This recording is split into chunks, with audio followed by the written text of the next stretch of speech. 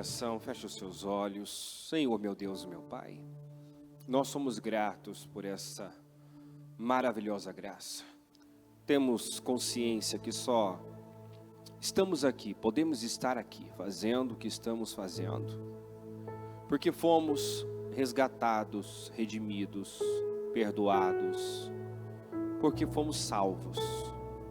Nós somos gratos por esta graça maravilhosa, por esse amor incondicional. O que seria, meu Deus, de nós sem esse amor, sem essa misericórdia, sem essa graça?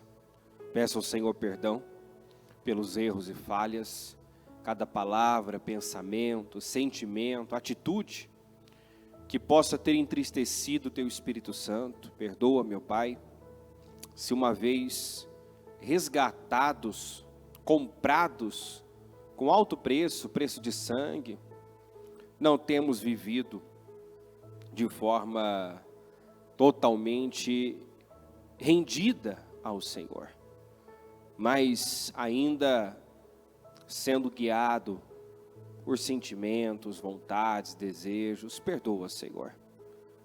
Perdoa, porque é muito mais fácil fazer aquilo que temos vontade do que viver para o Senhor.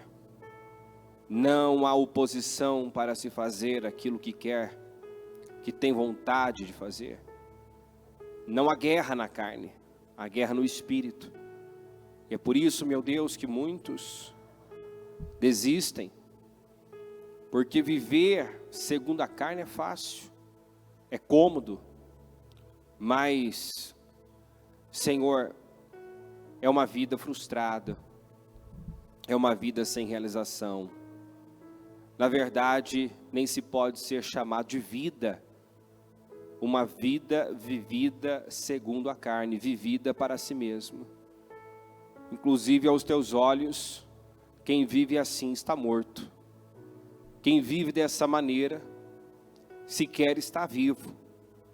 Então, meu Deus, eu peço que o Senhor nos ensine a contar os nossos dias, de maneira que nós possamos alcançar sabedoria, viver de forma sábia, viver, meu Deus, uma vida de verdade, uma vida relevante, uma vida, meu Deus, que possa deixar um legado, impactar pessoas, inspirar pessoas. E só tem um jeito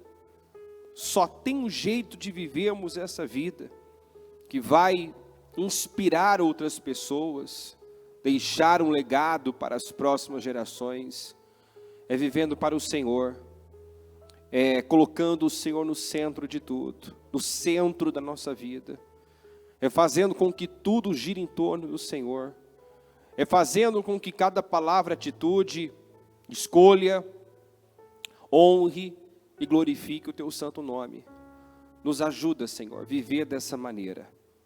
Nos ajuda, como Paulo disse, esmurrar o nosso próprio corpo, negar a nós mesmos, meu Deus, para não terminarmos como quem fez tanto e não fez nada. Tem misericórdia de nós. Eu peço que o Senhor fale fortemente aos nossos corações nesta noite, que essa palavra, meu Deus, possa não somente levar-nos a uma profunda reflexão, mas a uma mudança no nosso estilo de vida. Meu Deus, que cada um consiga ver o que está errado, o que, meu Pai, na sua vida não é relevante, não é importante, e seja capaz de tirar, de eliminar, e a partir de então, Senhor, gastar a sua vida, investir o seu tempo naquilo que realmente importa. Nos ajuda a vivermos como Maria, que soube fazer a escolha certa, que escolheu a melhor parte, que agiu com sabedoria, dando-te prioridade, em nome de Jesus. Eu peço ao Senhor, que fale, que toque os corações, que mude mentes, em nome de Jesus, que saia daqui, Senhor, pessoas transformadas pela tua palavra, para viver de uma forma que te agrada, para se relacionar com o Senhor intimamente, porque é isso que o Senhor quer, o Senhor nos quer. O Senhor quer a mim, quer cada um que está aqui. O Senhor nos chama para um relacionamento com o Senhor. É isso que o Senhor busca, é disso que o Senhor está atrás. Não de trabalhadores, mas de adoradores. De pessoas que te adoram, que te amam, que têm prazer no Senhor, que vivem para a sua glória, que dormem e acordam pensando no Senhor, em como te honrar. Nos ajuda a viver assim, Senhor. Essa é a vida. Essa é a vida que causa impacto. Essa é uma vida relevante. Essa é uma vida frutífera. A vida vivida para o Senhor. Eu entrego esta reunião nas tuas mãos. Eu consagro tudo ao Senhor. E eu tomo posse, meu Pai, de um culto, uma reunião poderosa. Que nós possamos sair bem melhores de como entramos aqui hoje. É o que eu te peço e te agradeço desde já. Muito obrigado por tudo, amém e amém, graças a Deus. Graças a Deus, estão ligadas as nossas vitórias. Pega o Espírito, que Espírito é esse?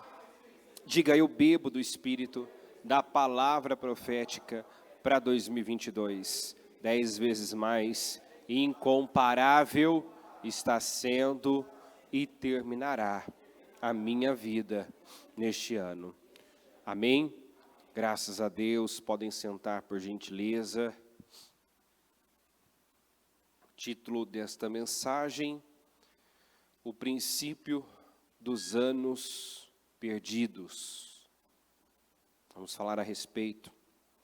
Em Salmo 90, versículo 12, apenas a parte inicial do versículo diz assim: ensina-nos a contar os nossos dias. Ensina-nos a contar os nossos dias.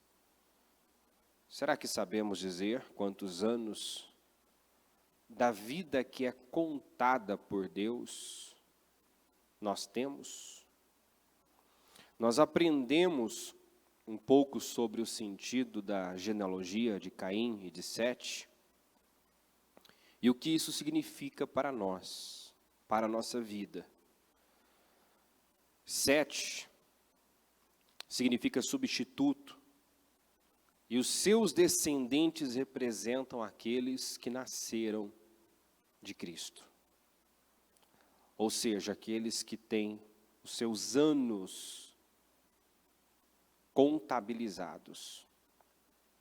Ele foi o substituto de Abel, que morreu cedo, morreu jovem, né? E por isso não tem descendência, não tem genealogia. Não encontramos, né? Porque ele morreu jovem. A Bíblia mostra que Caim, quando Caim nasceu, mas não dá referência de quanto tempo ele viveu, nem quando morreu. Por quê? Porque os anos de Caim na terra não foram contabilizados. Não foram contados, considerados por Deus. Então,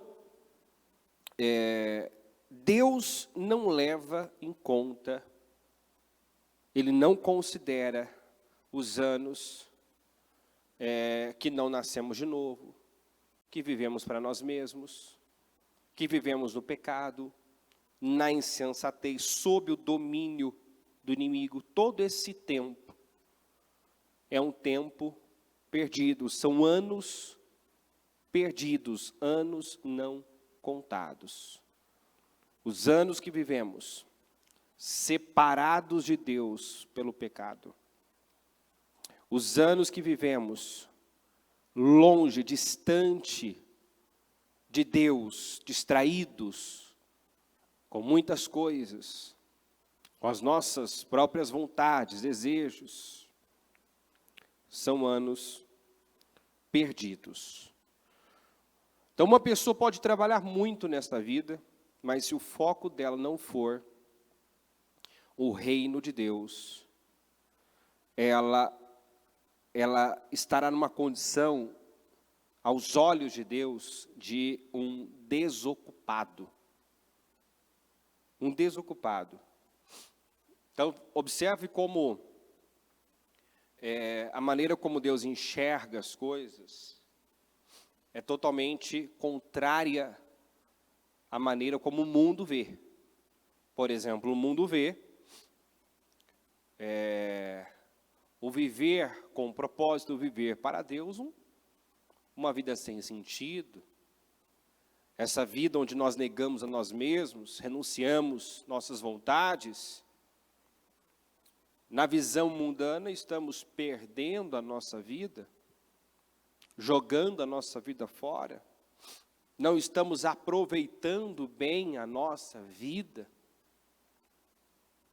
Mas, na verdade, Jesus disse que quem busca salvar a sua vida, ou seja, dar o que a sua carne pede, viver para se satisfazer, fazer a sua própria vontade, esta vida, essa pessoa que busca salvar a sua vida dessa maneira, é que está perdendo a sua vida.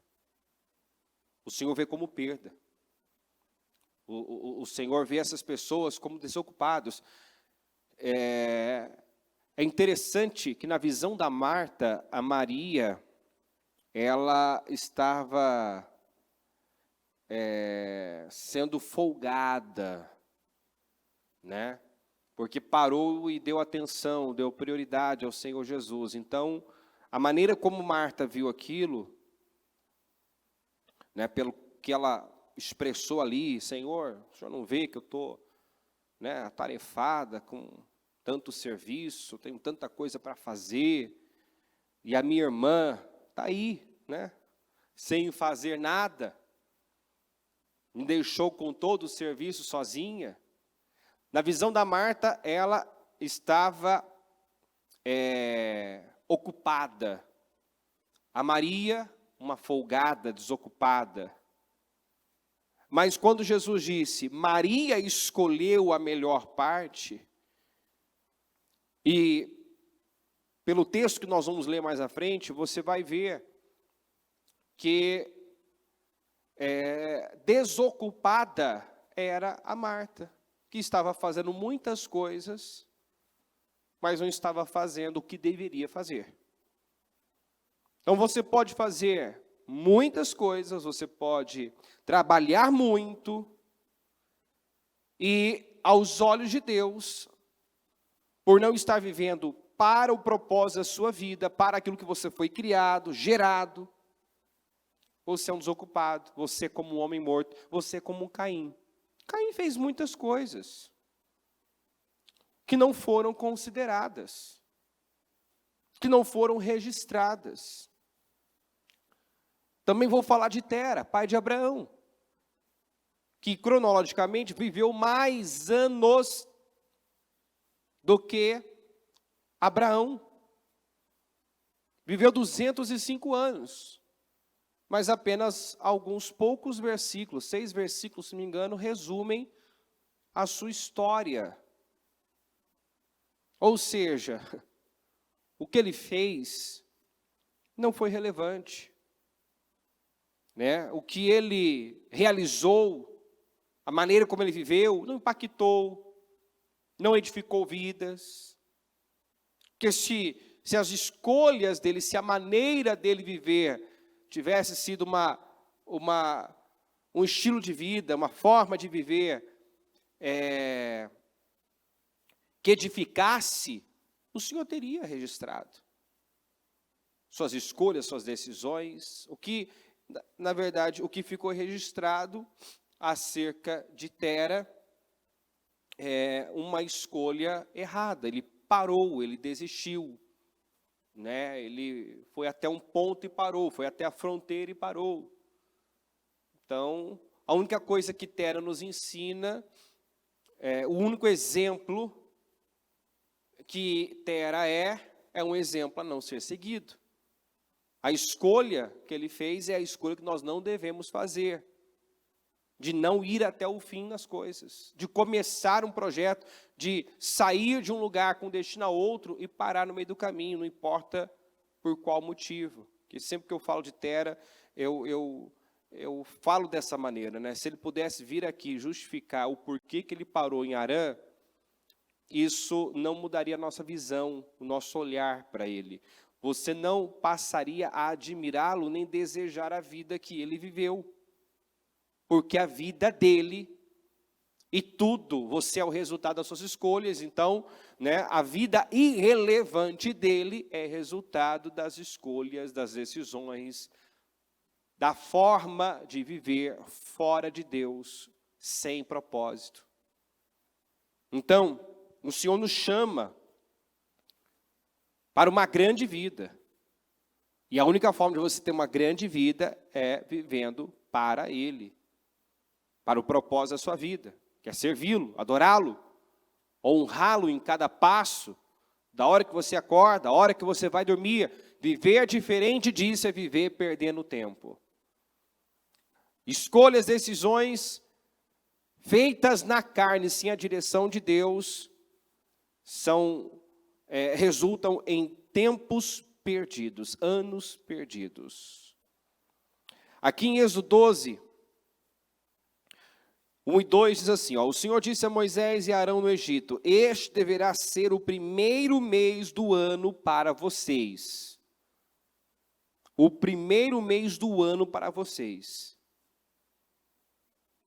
Esse capítulo fala de quando Deus mandou que o povo matasse o cordeiro, comesse a carne, né, com ervas amargas, pães sem fermento, e passasse o sangue daquele cordeiro nos umbrais da porta, para que quando o anjo da destruição passasse, pudesse ver aquela marca, o sangue nos umbrais, e não entrar. Esse cordeiro representa o Senhor Jesus, e quem está debaixo da cobertura do sangue de Jesus tem hoje essa mesma proteção. Então ali começou a contagem. Nós sabemos que Israel ficou cerca de 430, 450 anos no Egito, sob o jugo dos egípcios, vivendo uma vida escrava. Esses anos não foram contados.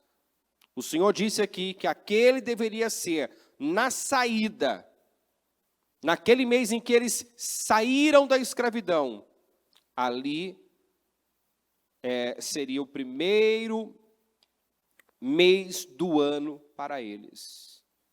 Então Deus não contabilizou o tempo do domínio dos egípcios. O primeiro mês de Israel passou a ser contado a partir daquele momento em que o sangue foi passado nos umbrais. Porque não há vida, diga comigo, não há vida antes do sangue. Ou seja, enquanto uma pessoa não nasce de novo, os anos dela não são contabilizados. Enquanto ela não crê em Jesus, no sacrifício de Jesus, não confessa Jesus, não se coloca debaixo dessa cobertura, não nasce de novo, os anos dela, para Deus, não estão sendo contados. Pessoas como Caim são aquelas que nunca nasceram de novo. São aquelas que não viveram para Deus, que não passaram pelo sangue, do cordeiro. Os anos que Israel esteve debaixo do jugo do faraó também não foram contabilizados. Mas quando o povo saiu do jugo, quando o cordeiro foi morto, cordeiro que representa o próprio Senhor Jesus, o sangue foi passado nos umbrais, o anjo não pôde entrar, o anjo da morte, e a partir de então começa a contagem dos anos daquele povo. Então, leve isso muito a sério, reflita, porque eu não sei com quantos anos você veio para Jesus, muitos não vieram cedinho, não nasceram, já na fé em Jesus. Ou seja, perderam aí 10, 20, 30, 40, 50, né, anos, vivendo para si mesmo, vivendo no pecado.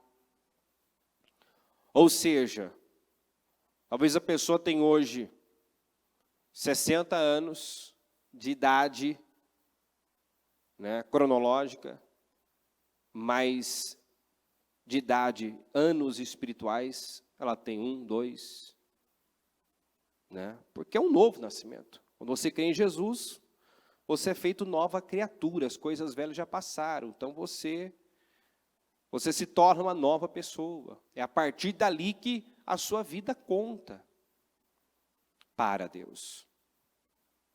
Então, muito tempo já foi perdido aí. E agora nós temos que ter também um cuidado, uma atenção para não perdermos tempo em Jesus com escolhas, decisões na carne.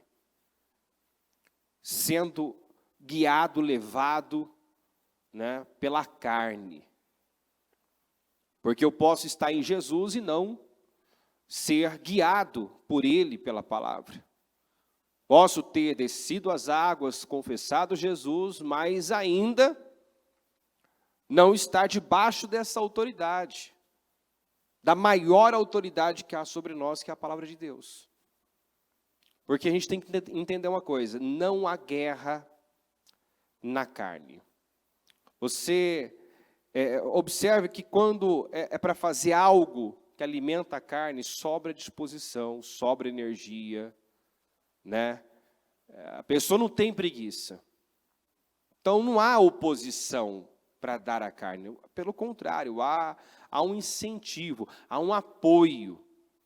Entendeu? O que o mundo diz? Né? Seja feliz, vai, né? Siga o teu coração, faça o que você tem vontade de fazer.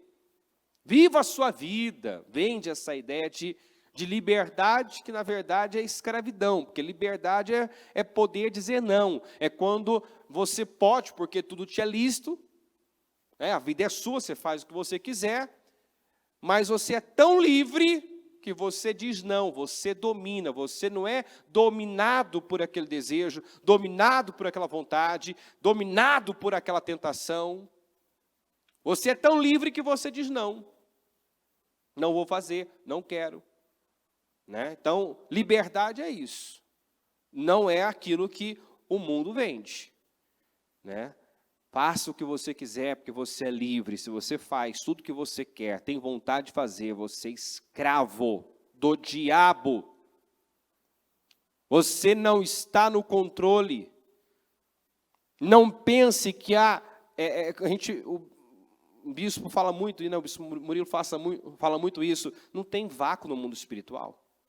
Se Deus não governar, não é você que estará no comando. Se Deus não governa a tua vida, se você não é guiado por Deus, dirigido pelo Espírito, então você está sendo dirigido pelo mal através da sua carne. Porque o diabo nos controla, nos dirige através de pensamentos, sentimentos, emoções, vontades, desejos. Então, não existe meio termo. Não existe. Uma pessoa, como eu disse, pode ter muitos anos de vida, mas anos espirituais, pouquíssimos. Talvez alguns estão no seu primeiro ano. Talvez até já tenha alguns anos de igreja. Eu já ouvi muito isso, né? De pessoas que estavam há 10, 20 anos na igreja. Mas, como Ana, né? Tantos anos indo ao templo, apenas como uma acompanhante do marido. A vida dela não mudou. Ela está cada vez mais amarga, infeliz, ela não sai do lugar. Mas naquele ano que ela se levantou, porque foi quando ela creu, ela se posicionou, naquele ano ela teve resultado. Então, aqueles anos que ela até ia ao templo, cumpria com protocolo, fazia por obrigação, também não foram contados. Então a gente já perdeu tempo demais lá fora. Para quem, né, não nasceu já nessa fé cristã, e nós podemos perder tempo dentro da igreja. Se não sofremos uma renovação mental, se não nascermos de novo. Se continuarmos semeando, agindo, vivendo segundo a carne. Em Jesus a idade cronológica é diferente da idade espiritual. Por mais que tenha feito muitas coisas, se foram feitas fora do Senhor, não foram contadas, não tem relevância. Caim, como eu disse, realizou muitas coisas, mas não foram registradas. Né?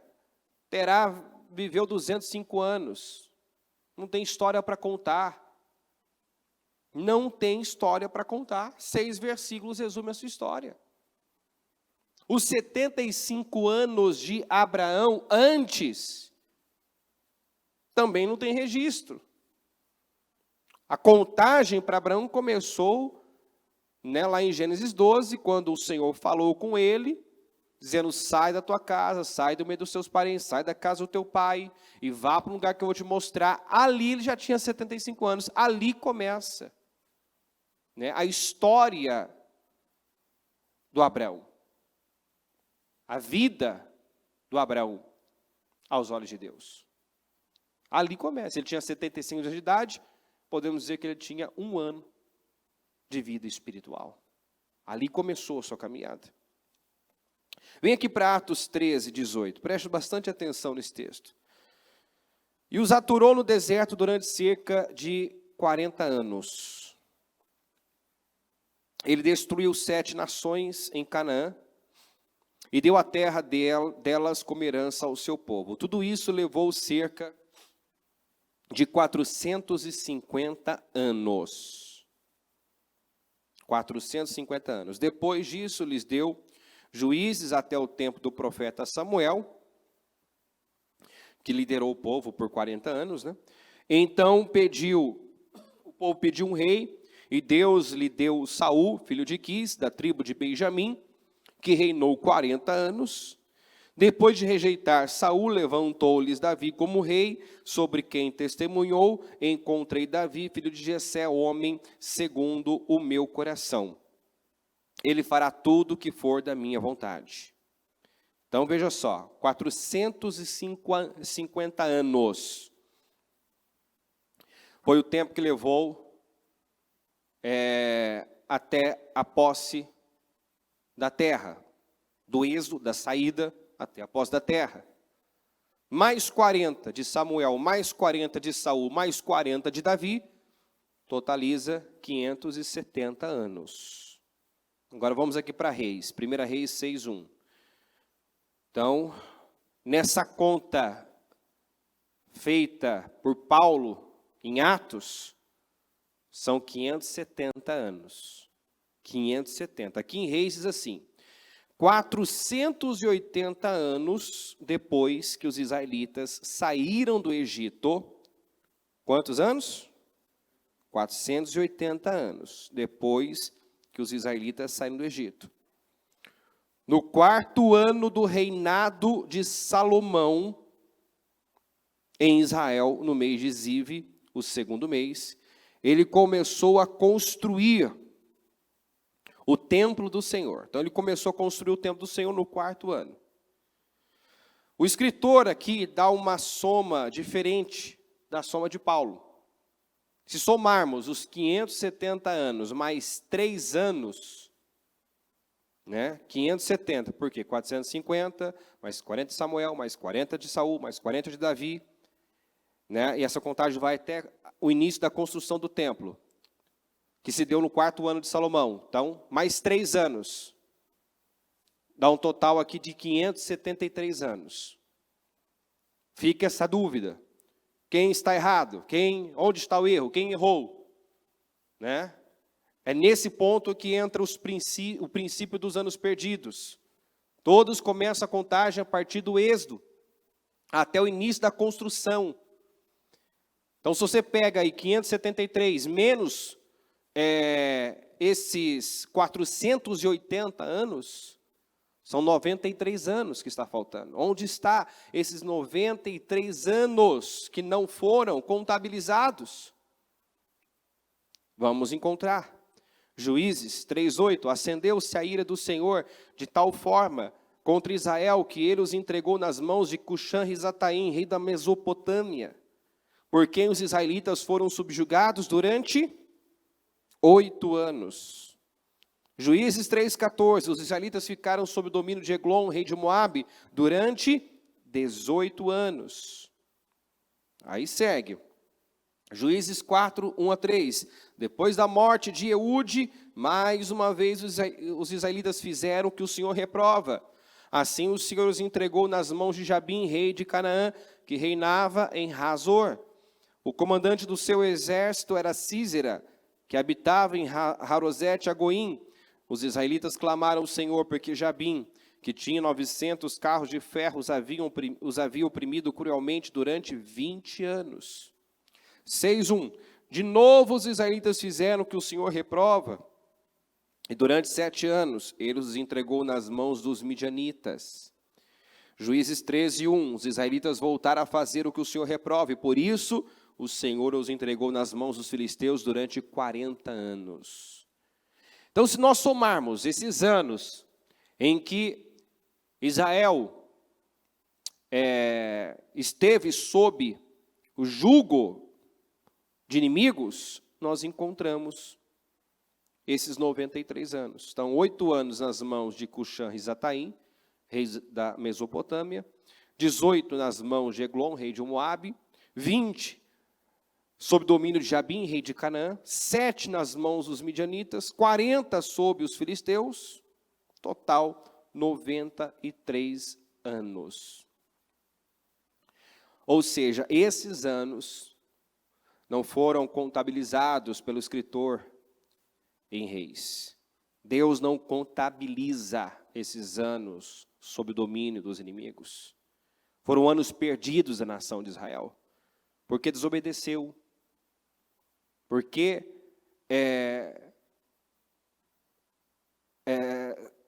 fizeram o que o Senhor reprova, desviaram-se dos caminhos do Senhor.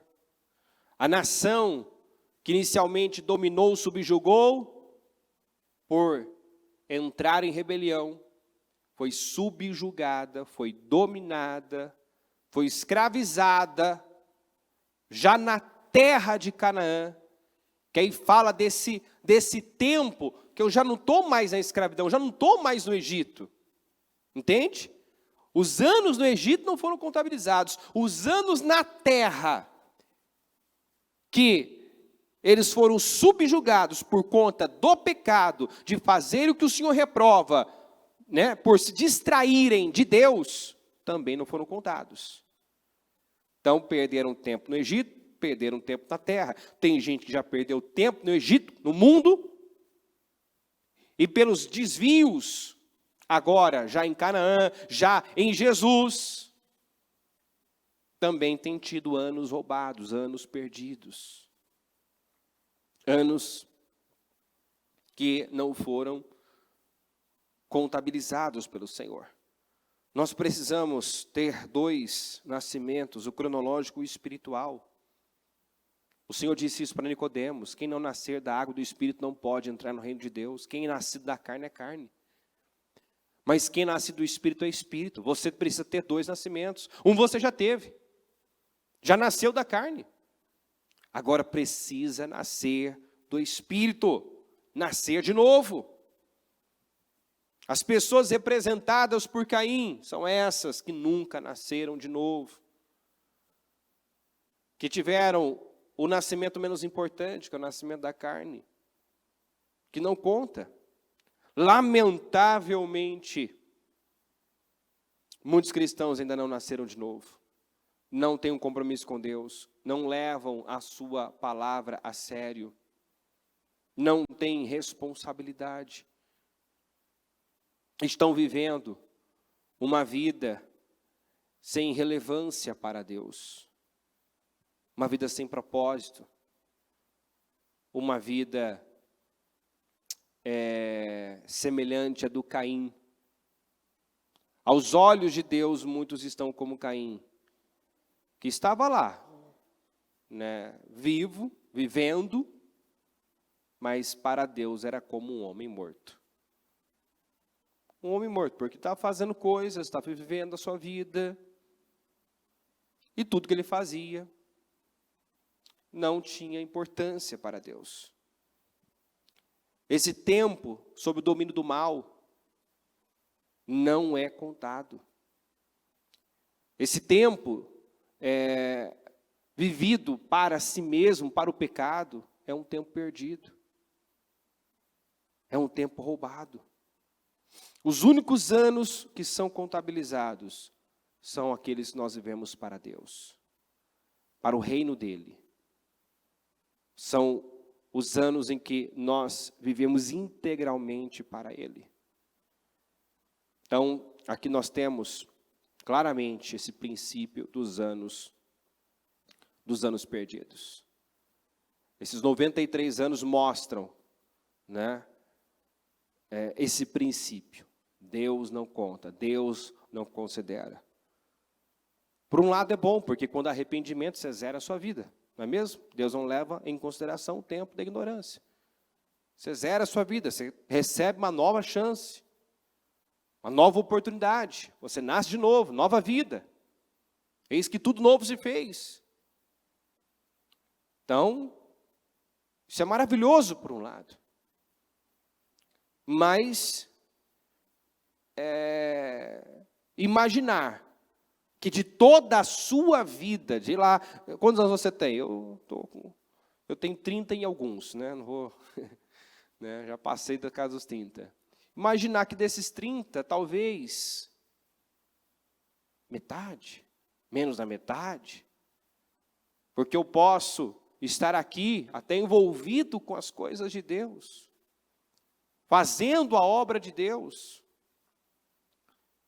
mas não significa que eu estou me relacionando com Deus, vivendo para Deus, fazendo o certo com a motivação certa. Eu posso estar envolvido com a obra de Deus na carne e também é um tempo perdido, um tempo roubado. Um tempo desperdiçado, Deus não considera. Então, olhe para a sua vida e tente responder quantos anos da vida que realmente conta para Deus você tem. Quantos anos? Nós temos uma consciência, todo mundo tem uma consciência. Todo mundo tem consciência de si mesmo, das suas intenções, motivações, do que está por trás de uma boa atitude, se havia sinceridade naquela atitude, verdade naquela ação, ou não, de quando eu falei algo, era aquilo que eu queria fazer mesmo, falar mesmo. O Senhor se importa com essas coisas. Na verdade, é tudo que interessa para Deus. É o que realmente somos. É o que realmente somos. Quem eu sou, quem você é, está além do que os olhos humanos podem ver. Amém, gente? O que eu sou está além do que você pode ver. O que você é está além do que eu posso ver. O Senhor não vê como o homem vê. O Senhor olha para o coração. Importa para ele a atitude do coração. As intenções, as motivações do coração. Então, talvez eu estou aqui já há um tempão na igreja, buscando a Deus. Mas talvez o que eu faço é por obrigação, é para cumprir com o protocolo, é para aliviar a minha consciência. Será que eu tenho prazer, tenho alegria no que eu faço? A Ana, como eu disse, como eu dei o exemplo, foi por anos, não sei dizer por quanto tempo, talvez até por essa razão também, né? Por não estar ali fazendo da forma certa, não há um registro. de quanto tempo ela viveu daquela maneira, mas a Bíblia fala que todos os anos, quando Eucana ia ao templo, né, Ana ia com ele, e quando ela era provocada pela Penina, ela tinha a mesma atitude, chorava, não comia. A Bíblia não fala que Ana orava, que Ana levantava altar, oferecia sacrifício, o marido sim. E a vida da Ana não mudou, não saiu do lugar. E ela frequentava o templo. Teoricamente, ela estava servindo a Deus, mas sem entrega, sem sinceridade. É interessante que ninguém mandou a Ana fazer um voto com Deus. Ninguém deu, não há esse registro de alguém falando, olha, Ana, você já está aqui muito tempo, faz um voto com Deus, olha, se compromete, se levanta, se posiciona. Por quê? Porque ela era consciente, ela sabia. Ninguém disse. O próprio Espírito já tinha, testificado ao Espírito dela o que ela tinha que fazer. E quando ela se cansou de perder tempo, ela se levantou, ela assumiu responsabilidade, ela se endireitou. Ela saiu do vitimismo. Ela parou de agir de forma, como é que fala? Ela deixou de ser uma religiosa apenas, alguém que estava ali só cumprindo com o protocolo, saiu do automático. Saiu do automático. Porque você pode, se não prestar atenção, entrar no automático e fazer as coisas sem espírito, sem fervor, sem alegria, sem prazer. Estou aqui. Venho à igreja, frequento a igreja, oro. Às vezes faço um jejum por fazer. Mal feito. Estou fazendo as coisas, mas como estou fazendo? É com alegria? Talvez até dizima, oferto. Mas a Bíblia diz, cada um contribua segundo o propósito no seu coração, não por tristeza ou por necessidade, não por obrigação, não com pesar. De repente eu faço, mas não tenho prazer, eu não tenho alegria. Então o que eu estou fazendo dessa forma não está sendo recebido por Deus. Caim não fez uma oferta ao Senhor? Sim ou não? Deus aceitou? Para começar, Deus não o aceitou. E quando Deus não aceita uma pessoa, ou seja, Ele está reprovando a atitude dela, o coração dela, tudo que ela fizer também não vai ser aceito. Tudo que ela fizer, se o coração de uma pessoa está sendo reprovado por Deus, ela pode estar tendo as melhores obras aqui fora. Olhando naturalmente, não dá para julgar. Ele estava tendo uma boa atitude, estava ofertando ao Senhor. Ele estava ofertando. Mas Deus vai além, Deus sonda o coração. Deus rejeitou Caim. Seu coração não era inteiro. Aquilo não estava dentro dele. Sabe quando uma pessoa faz porque o outro fez? Está todo mundo fazendo, vou fazer também. Reprovado. E tudo que ela fizer, ainda que seja belo aos olhos, não vai ser aceito por Deus.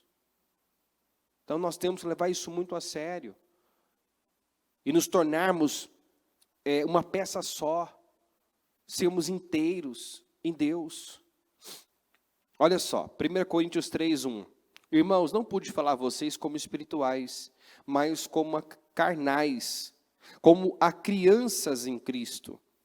Dei a vocês leite, e não alimento sólido, pois vocês não estavam em condições de recebê-lo.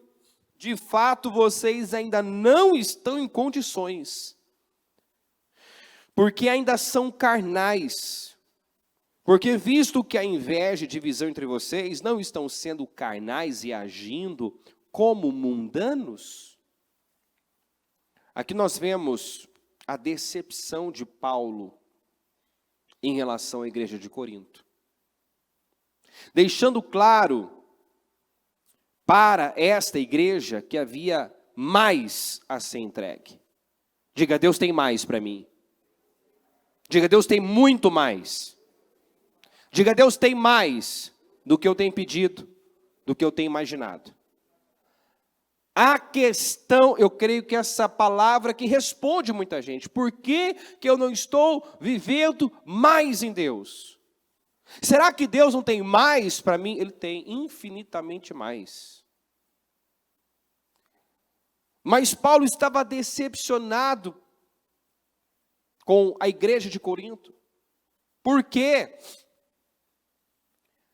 Por tudo que já tinham recebido, não era para estarem na condição que estavam. Que condição? Carnais. Agindo como crianças. Ou seja, era uma igreja imatura, infantil. Infantil. Então, ele estava dizendo, né? Deus tem mais. Deus poderia confiar mais. Mas não pode, porque ainda são carnais, são imaturos, são infantis. São reprovados nos mesmos testes. Cedem às mesmas coisas, caem nos mesmos erros. Permanecem presos ao pecado, não romperam, não se libertaram. Quantas pessoas que estão dentro da igreja,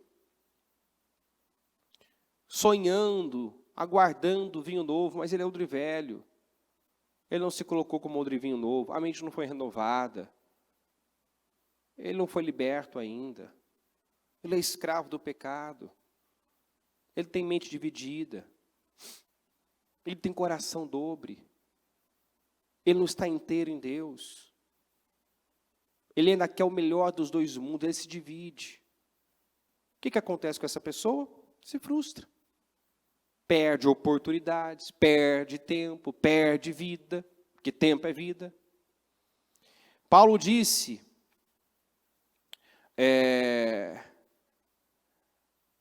ele disse assim, tenha cuidado com a maneira que vocês vivem, que não sejam insensatos. Aproveitem ao máximo, né? Aproveitem ao máximo tempo, porque os dias são maus. Está em Filipenses isso. Ele fala, cuidado com a maneira como vocês vivem. Porque vocês podem perder muitas oportunidades. Ele fala que de oportunidades desperdiçadas.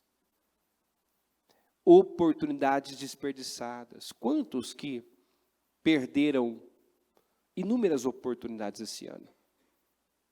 Quantos que poderiam estar melhores esse ano, mas perderam, não reconheceram as oportunidades que tiveram, que ainda estão tendo, porque o ano acabou. Esse propósito é uma grande oportunidade. E a gente vê o amor de Deus trazendo, sabe, às vezes palavras que foram, de novo, né, palavras que foram entregues no começo do ano. É Deus querendo mostrar, olha, dá tempo ainda. Sabe, o que você não aprendeu lá no início do ano, aprenda agora. Né? O que você não fez lá, faça agora. O que você não mudou lá, muda agora. Não espere entrar em 2023 para tomar decisões que você sabe que já deveriam ser tomadas lá. Porque tudo que você deixa para amanhã, para depois, não fica mais fácil, fica mais pesado. Então, eu não tenho amanhã, não tenho ontem, não adianta ficar olhando para trás e lamentando o tempo perdido. Eu preciso tomar decisões hoje. Rever minha vida. O que eu não aprendi? O que eu não apliquei na minha vida lá no início? Aplica agora. Não perca mais tempo. Não fique olhando, né, só para o futuro ou para o passado, lamentando as oportunidades perdidas ou calculando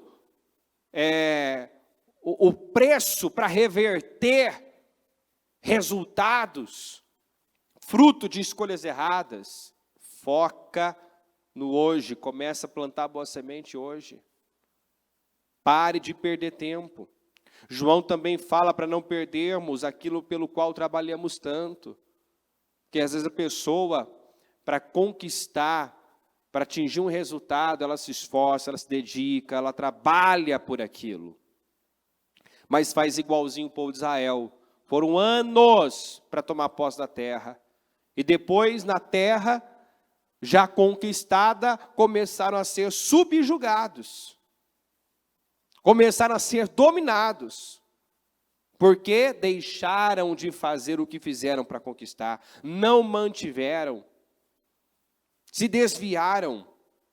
Começaram a perder o que já era deles. Começaram a ser dominados por quem eles dominaram. Quantas vezes vemos isso? Pessoas que lutaram para chegar num nível de conquista, de vitória, e começam a fazer o caminho inverso, começam a decair, porque se distrai, se perde de Deus, envolve-se com muitas coisas. É como aquela parábola do semeador, né? A Bíblia fala de 4 grupos de pessoas. Fala da semente que caiu à beira do caminho, a semente que caiu em terreno pedregoso, espinhoso, e a que caiu em boa terra. 4 tipos de pessoas. Cada solo representa um tipo de pessoa. Tem gente que é roubada na reunião, se distrai, se perde, já é roubada na reunião. Pela dureza, pela incredulidade, pelos questionamentos. Outros até se emocionam, mas não tem raiz, não tem profundidade. Sai pela porta, já esquece o que ouviu. Não aplica, não coloca em prática. É o crente emocional. Ele se emociona, ele chora, mas não passa disso. Ele não exercita o que ele praticou. Ele não coloca em ação, transforma em ação o conhecimento. E tem a semente que caiu em terreno espinhoso. Que é aquela pessoa que as preocupações da vida, as riquezas, muitas vezes as próprias bênçãos começam a sufocar, ocupa o lugar de Deus. Ocupa o lugar de Deus. E a gente sabe que tudo que ocupa o lugar de Deus se torna um ídolo, se torna maldito. Aí aquilo já deixa de ser bênção, ela perde. Quantas pessoas que têm vivido assim? Que até chega lá, mas depois faz o caminho de volta, retrocede. Por quê? Porque o solo já não é mais o mesmo. Porque a semente agora não cai mais em boa terra, um solo arado, um coração aberto, um coração rasgado, mas um coração cheio de muitas coisas. Nós perdemos tempo demais. Em 1 Coríntios 13, 11 diz assim, quando eu era menino, falava como menino, pensava como menino e raciocinava como menino. Quando me tornei homem, diga comigo, deixei para trás as coisas de menino. Então, quando me tornei homem, quando cresci, quando amadureci, eu deixei para trás as coisas de menino. Deus espera esse amadurecimento, esse crescimento. Onde o que me dominava já não domina mais. Coisas que eram comuns, que eu não via problema, agora que eu cresci, que eu amadureci, que eu me aproximei de Deus, agora me incomoda. Já não é mais algo tolerável. É por aí que você mede o seu crescimento. Quer saber se você está crescendo? Observe na sua vida o que antes não te incomodava e agora, por estar se aprofundando em Deus, te incomoda. Coisas que você via, que você assistia, amizades, grupos que fazia parte, lugares que frequentava. Se você tem crescido num relacionamento com Deus, a verdade é essa, sua vida, você vai se tornando mais seletivo, a sua vida, ela vai se afunilando mais. né? A vida a bispa usa muito essa expressão, a vida como uma escada, não dá para levar tudo. Não dá. À medida que você cresce, que você se aprofunda em Deus, coisas vão sendo deixadas para trás. Você vai abrindo mão. Só que você abre mão de coisas por algo maior, algo melhor. Você nunca perde por renunciar prazeres, vontades, desejos. Hebreus 5:12. Embora essa altura já devessem ser mestres, precisam de alguém que ensine a vocês novamente os princípios elementares da palavra de Deus. Estão precisando de leite e não de alimento sólido. Quem se alimenta de leite ainda é criança e não tem experiência no ensino da justiça, mas o alimento sólido é para os adultos, os quais, pelo exercício constante, tornaram-se aptos para discernir tanto bem quanto mal. Ou seja, muitos já eram para estar nessa condição aqui, já devessem, a essa altura já devessem ser mestres. Muitos já podiam estar ensinando, levantando outras pessoas.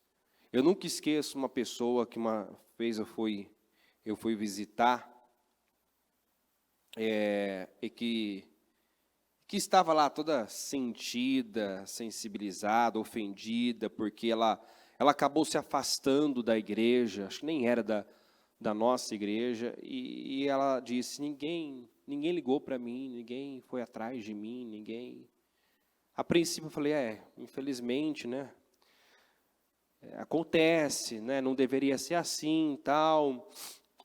Mas quantos anos já a senhora frequenta a igreja? Há quanto tempo já a senhora conheceu Jesus e tal? E eu tenho mais de 20 anos já que eu desci as águas.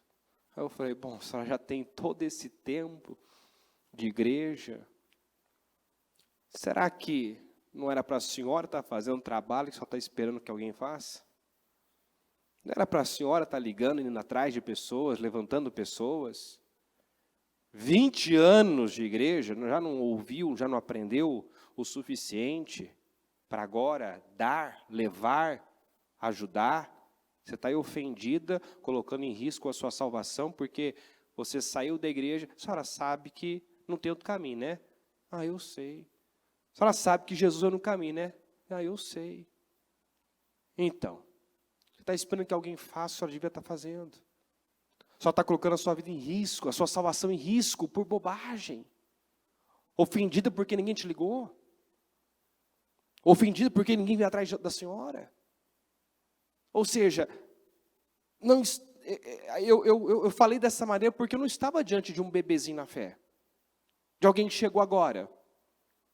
Que precisa de cuidados especiais. Bebê precisa de cuidados especiais. Um bebê, se você não dá o que comer, não limpa, não dá banho, faz sozinho? Sim ou não? Não faz sozinho. Então precisa de cuidados especiais. Agora, você não vai ter o mesmo cuidado com adulto. É ou não é verdade? Ou você vai lá lavar, limpar o bumbum lá do seu cônjuge, entendeu? A não ser que seja necessário, né? Uma situação atípica. Você não faz isso, naturalmente. Porque a pessoa sabe fazer. Ela não precisa disso, desse cuidado especial. Então, assim, as pessoas precisam parar e pensar. Eu já vi gente num orgulho, numa arrogância, numa imaturidade, sair da igreja, sabe? E aquela coisa também da mentalidade cobradora. Vocês me devem, um vitimismo, uma raiz de amargura, de rejeição. Né? Sempre alguém está devendo, né? Vocês não fizeram isso, vocês não me deram isso, vocês não se importaram comigo. Às vezes Deus deixa a pessoa sozinha mesmo, sem ajuda, sem apoio, para quem sabe, ela sair da infantilidade, olhar para Deus, depender dEle, contar com Ele. Sabia disso? Deus pode deixar a pessoa sem amparo, sem ajuda, para sair dessa infantilidade. para assumir responsabilidade. Vou voltar ao exemplo da Ana. A mudança da Ana dependia de alguma atitude do Eucana, do marido dela? Faltou algum sacrifício? Será que faltava oração de Eucana, intercessão do marido, sacrifícios do marido por ela? Faltava, gente? Faltava o quê? Faltava ela se levantar. Ela parar com aquele vitimismo, com aquela sensibilidade, com qualquer coisa que a Penina... E era a mesma coisa, era sempre a mesma coisa. A mesma provocação, as mesmas coisas ofendia, chateava, deprimia. Ao ponto que o marido já estava ficando cansado daquilo também. Ele disse, eu não sou melhor que 10 filhos para você, Ana. Né? Poxa, por que você chora, não come? Eu não sou melhor que 10 filhos, faço tudo, você não tem um filho? Mas você tem um bom marido, você tem, né, coisas boas para serem vistas e valorizadas. Agora você só tem olhos para esse problema, para o filho que você não tem. Enfim, não dependia do Eucana a mudança da vida da Ana, dependia dela. E algumas pessoas, enquanto entenderem isso, vão ficar cobrando, pesando a vida dos outros. Porque você não fez, porque você não me ajudou, porque você não se importou comigo. Quantas pessoas que, além de estarem vivendo muito mal dessa maneira, ainda estão pesando a vida de outros. Porque o vitimista faz isso. Vive mal, né? Não sabe viver e ainda pesa a vida dos outros. Cobra o que os outros não têm obrigação de fazer e de dar. Liberte-se disso. Né? Se alguém, né, pende para essa linha de comportamento vitimista, liberte-se disso. Isso é um atraso para você. É anos perdidos. O tempo que você passa culpando os outros, responsabilizando os outros, é um tempo que você perde. Sua vida não melhora, você não cresce. Você pode ficar cada vez mais amargo, porque talvez aquela pessoa de quem você espera, né, e que você culpa pelos seus resultados, está lá focada na coisa certa, nem pensando em você, mas, né, focando na sua própria vida, vencendo, e quanto mais ela vence, mais amargo você fica. E mais se sente, porque o vitimista, ele tende a se sentir injustiçado, carrega a síndrome da injustiça. Enfim, tem gente que precisa sair, né, da infantilidade, da imaturidade. Já poderia estar no outro nível, ensinando, ajudando, levantando, apoiando outras pessoas. Mas ainda quer o leitinho. Ainda quer a mamadeira. Então Deus está dizendo isso. Já deu para muita gente fofoca, julgamentos, críticas, murmurações, reclamações, né? A cada dificuldade, pensar em desistir, falar bobagens, tirar conclusões precipitadas, sentir inveja, ficar incomodado com o sucesso dos outros. Já deu. Já deu. Às vezes a pessoa está lá deixando de ser abençoada, honrada, promovida, porque quando ela é experimentada, ela passa pelo seguinte teste: vê alguém tendo o que ela queria ter, ela não se alegra, ela se amarga, ela morre de inveja. Você sabia que isso muitas vezes é um teste? Alguém recebe o que você gostaria de receber? Alguém está vivendo o que você gostaria de viver? Deus dá para alguém o que você sonha? Só para ver qual vai ser a sua reação. Se você vai se alegrar com aquela alegria da pessoa, ou você vai ficar amargurado. E se essa é a sua reação, você se sente injustiçado, já olha com um olhar de desconfiança para Deus, já duvida do caráter de Deus, isso fica claro, evidente para você mesmo. Ou porque que Deus não pode fazer mais na sua vida. Do mesmo jeito que não se dá uma chave de um carro para uma criança, ou mesmo um adolescente que ainda não está habilitado, Deus não pode dar coisas maiores para algumas pessoas que tropeçam, caem em erros infantis assim. que murmura, que reclama, que entra em rebelião, que desrespeita a autoridade. Mateus 20, versículo 1. Pois o reino dos céus é como um proprietário que saiu de manhã cedo para contratar trabalhadores para a sua vinha. Saiu de manhã cedo. Ele combinou pagar-lhes 1 denário pelo dia e mandou-os para a vinha. Por volta das 9 horas, ele saiu e viu outros que estavam desocupados na praça. E lhes disse: vão também trabalhar na vinha, e eu pagarei a vocês o que for justo. E eles foram. Saindo outra vez por volta do meio-dia e das 3 horas da tarde, fez a mesma coisa. Saindo por volta das 5 horas da tarde, encontrou ainda outros que estavam desocupados e lhes perguntou: por que vocês estiveram aqui desocupados? Diga, desocupados. O dia todo. A esfera é a vinha. O reino de Deus é representado aqui pela vinha. A vinha é tudo relacionado a Deus, ao reino de Deus. A prioridade é o reino dele. Aqueles que estavam fora da vinha foram tratados como desocupados. A pergunta que foi feita foi a seguinte: por que vocês estiveram aqui desocupados o dia todo? Esse dia todo representa a vida toda. Ou seja, muitas pessoas, já com seus 30, 40, 50 anos, ainda estão desocupados, porque estão fazendo muitas coisas, mas nada relacionado ao reino de Deus, nada para Deus, nada com propósito de honrar, de glorificar a Deus. Então, o que eu faço fora de Deus,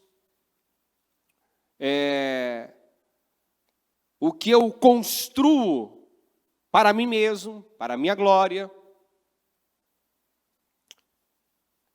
são construções que o Senhor não considera. Que o Senhor não considera.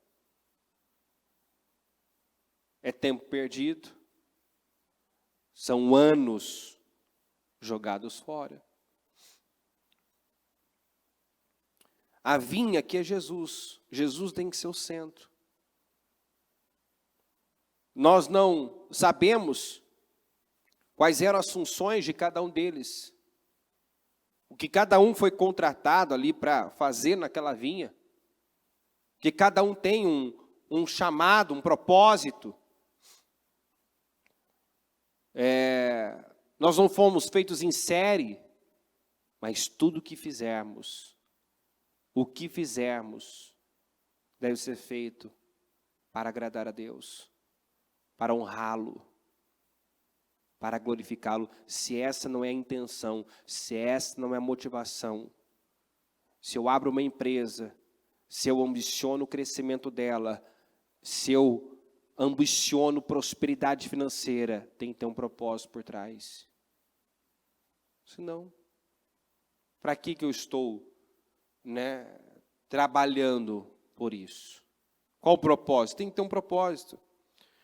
Jesus tem que estar no centro de tudo. Alguns precisam entender que não existe separação entre santo e secular. Você não pode ser uma coisa aqui e outra coisa lá fora. O que você é na igreja deve ser fora, deve ser em casa, no trabalho, não há separação.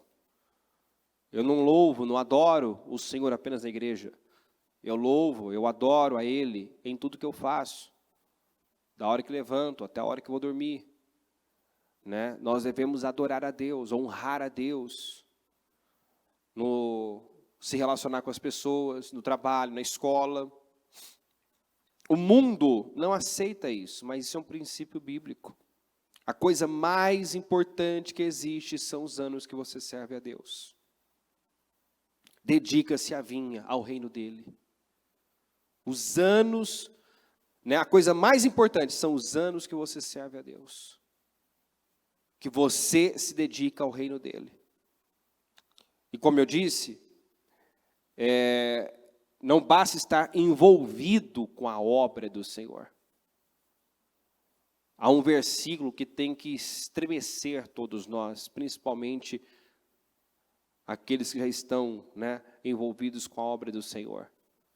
Muitos ouvirão naquele dia: apartai-vos de mim, porque eu não te conheço.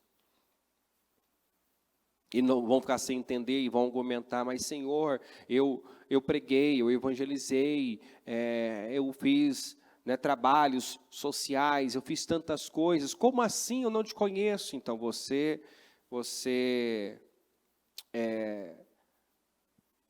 fez muitas coisas para a igreja, você esteve envolvido fisicamente com a obra do Senhor, mas você não buscou um relacionamento, você não buscou me conhecer, né? Sem contar que nessa passagem o Senhor diz que muitos eram praticantes da iniquidade. Então não é porque uma pessoa está na igreja que ela é santa.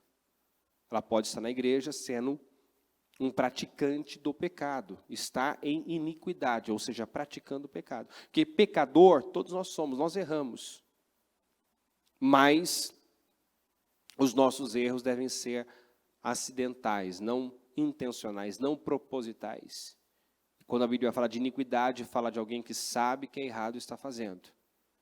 Então, eu não alivio a minha condição no mundo espiritual por estar envolvido com a igreja, fazer parte de algum trabalho, entendeu? É uma ilusão a pessoa se envolver com a obra de Deus pensando que isso a torna, né, mais santa, mais agradável a Deus.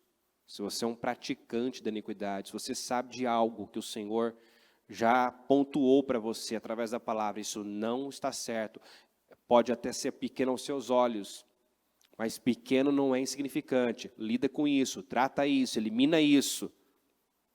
Você já tem consciência e continua na prática, você pode fazer caridade, você pode fazer muita coisa, você pode estar em todos os trabalhos, ministérios que há dentro da igreja. Isso não alivia a sua condição espiritual. Naquele dia, se não houver arrependimento, conserto, mudança, o que essa pessoa vai ouvir? Apartai-vos de mim, eu não te conheço. Como não, Senhor? Eu estava lá Está aí o texto, afastem-se de mim, todos vocês que praticam o mal. Mas, Senhor, eu estava todo sábado evangelizando. Senhor, eu passava o dia na igreja, fazendo não sei o quê. Eu limpei, eu fiz aquilo outro. No início do ano, nós ouvimos muito isso. Deus não quer trabalhadores, Deus quer adoradores. Pessoas que se relacionam com Ele.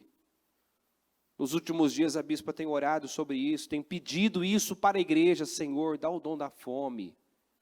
Derrama sobre a igreja, sobre o povo, o dom da fome. Nós temos que ter fome de Deus. Nós temos visto pessoas fazendo, né, para a carne absurdos.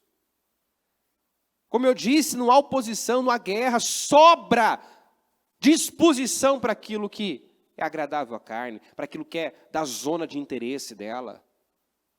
Você vê pessoas, quando tem um show de algum artista famoso, pessoas que se sujeitam a montar barraca, ficar dias na fila, entendeu? Ir para o show com fralda, né? Quando eu ouvi isso, eu falei, meu Deus, a gente, né, a gente é surpreendido, né? A gente nunca esperava que pudessem chegar nesse nível. Mas você vê que o mundo está cada vez mais bizarro. Quem acompanha o canal da Bispa no Telegram? Segue o canal da Bispa? Viu lá a pessoa andando no shopping como uma mulher andando como uma cachorra no shopping? Andando de quatro? Olha só. Né? O que é uma pessoa sem propósito, sem porquê.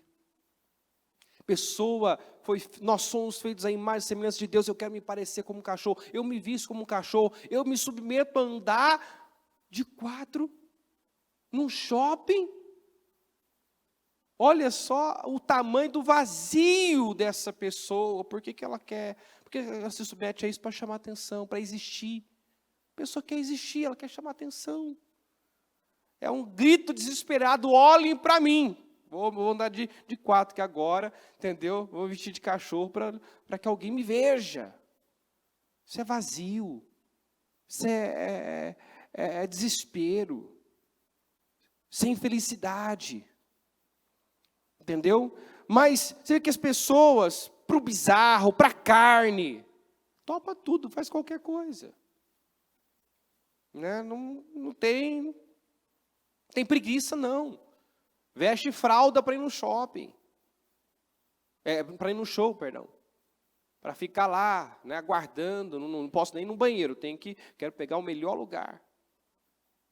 Aí, tudo para Deus é pesado. Por que será? Se você estiver muito atarefado, você passa o dia, você nem bebe água. Não digo nem comer, você passa o dia, você até esquece de beber água, de tanto trabalho. Vou abrir um jejum, aí a sede bate, aí você pensa o tempo todo em água, pensa o tempo todo em comida, né? Aí é uma coisa, parece que liga lá a chave, né? Você está com fome, você está com fome. Bobear, você passa o dia, você não come. Mas por quê? Porque é uma guerra, o diabo não quer você fazendo nada que vá alimentar o teu espírito. Nada. Passa horas na frente de uma televisão, pega a Bíblia, babe em cima dela. Essa é a realidade de muita gente. Entendeu? Abriu a Bíblia, dá sono, mas passa horas numa Netflix da vida, assistindo o que não edifica, o que não acrescenta. Quantos que têm vivido assim? Ore pedindo a Deus que acenda, que te ajude a acender o seu fogo, que te dê fome dele, fome da sua palavra. Busque essa sede por Deus. Estabeleça compromissos com Deus. Vamos lembrar da palavra do início do ano, da palavra profética. A bispa disse isso hoje. Às vezes a pessoa focou tanto no 10 vezes mais e esqueceu que tudo começou com uma decisão. Qual foi a decisão? Não se contaminar, viver de forma separada. Quando ele decidiu não comer dos manjares do rei, ele estava decidindo, ele estava fazendo uma escolha por Deus. Ele estava ali mostrando, através daquela decisão, o que importava para ele. O que o alimentava. Quando ele se recusou beber, né, do vinho do rei, comer dos manjares do rei, é como se ele dissesse: o que me alimenta, o que alimenta do mundo não é o que me alimenta. O meu alimento é outro, o que me satisfaz é outro. O que satisfazia Daniel? Um relacionamento com Deus. Tanto que mesmo debaixo de decreto, ele não hesitou. Quando ele soube do decreto, que se alguém, né, invocasse qualquer Deus, se curvasse a qualquer Deus, num período de 30 dias, ia ser lançado na cova dos leões. Ele não hesitou, ele foi para o seu quarto, fez o que costumava fazer, continuou orando 3 vezes ao dia, porque eu perco a vida, mas eu não posso perder com Deus. Que me tire a vida, mas ninguém vai tirar de mim o que eu tenho com Deus. Será que nós temos vivido assim?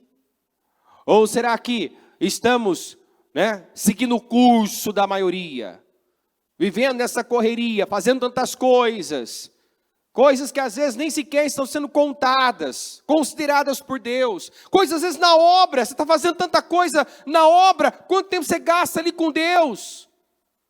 Às vezes não consegue ficar 10 minutos de joelho, falando com Deus, não tem assunto, mas para falar com qualquer pessoa, passa horas, na frente de um celular, na frente de uma televisão, passa horas.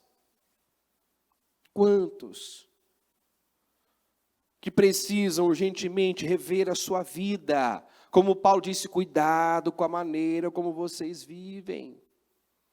Muitos estão perdendo oportunidades.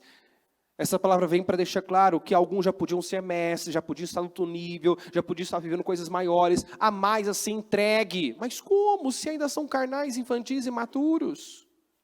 Não tem disciplina. Não dominam, são dominados. Ainda caem nos mesmos erros, são reprovados nos mesmos testes. Como? Deus vai poder confiar mais. No Salmo 127, diz que será inútil levantar cedo, dormir tarde, trabalhando arduamente por alimento. Está aí, ó. Será inútil levantar cedo e dormir tarde, trabalhando arduamente por alimento. O Senhor concede o sono àqueles àqueles a quem ama. Então, Deus precisa ser prioridade. A vida é como uma escada. Não dá para levar tudo. O Senhor está perguntando, como perguntou para aqueles homens, né? Por que está vivendo uma vida desocupado? Por que estão desocupados o dia todo, a vida toda? Quantos que estão, aos olhos de Deus, desocupados? Não, bispo, eu não me chamo desocupado, não. Eu trabalho o dia inteiro. Minha vida é uma correria. Eu não tenho tempo para nada. Se tem uma coisa que eu não sou desocupado, na visão da Marta, desocupada era Maria. Preguiçosa era Maria.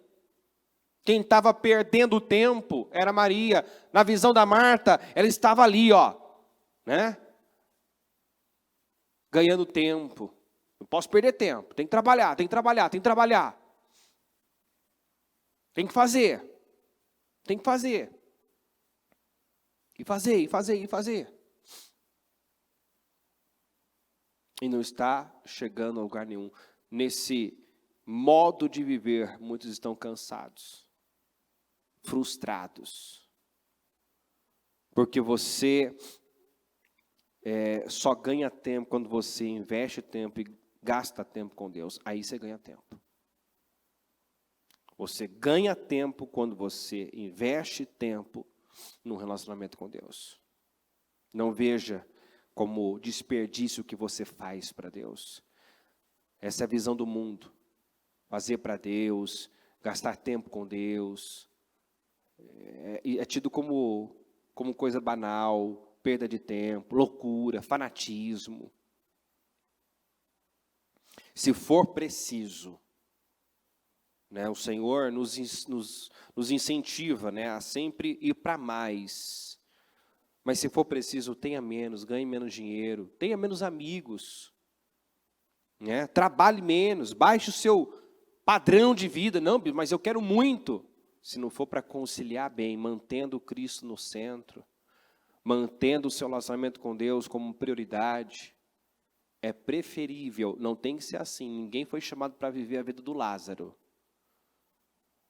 Mas, se não houvesse outro meio de ser salvo, a não ser vivendo a vida que Lázaro, o mendigo Lázaro, viveu.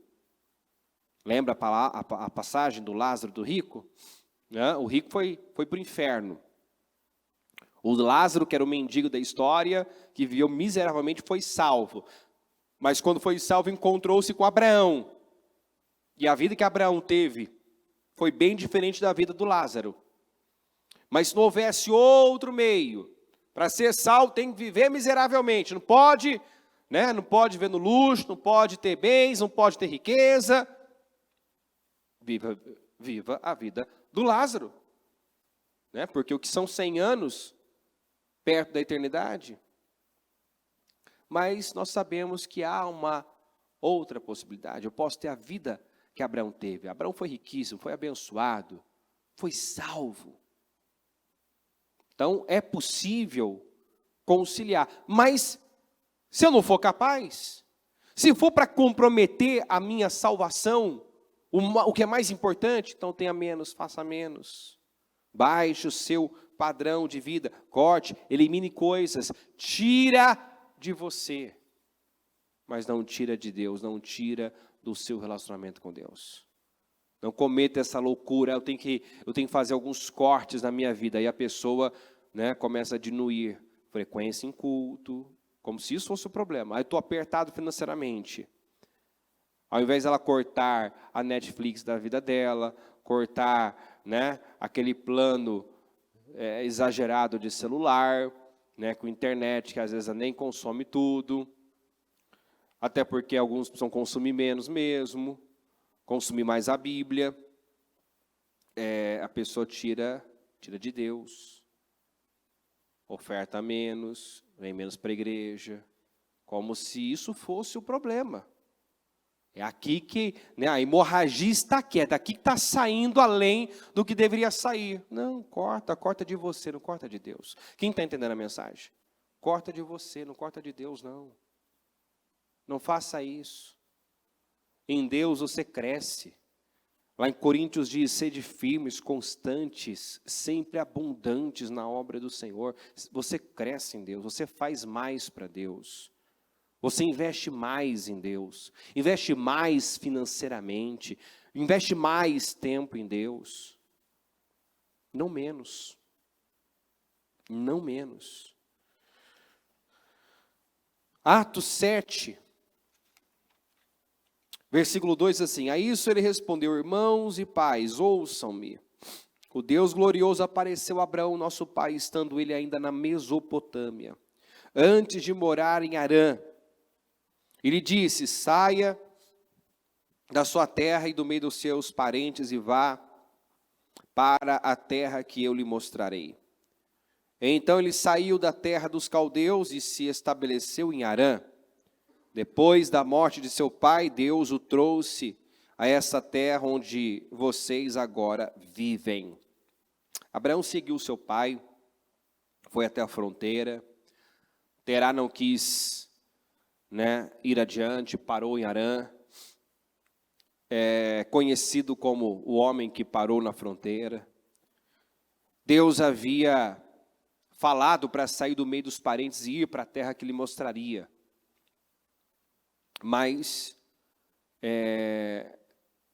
Abraão parou juntamente com o seu pai em Harã.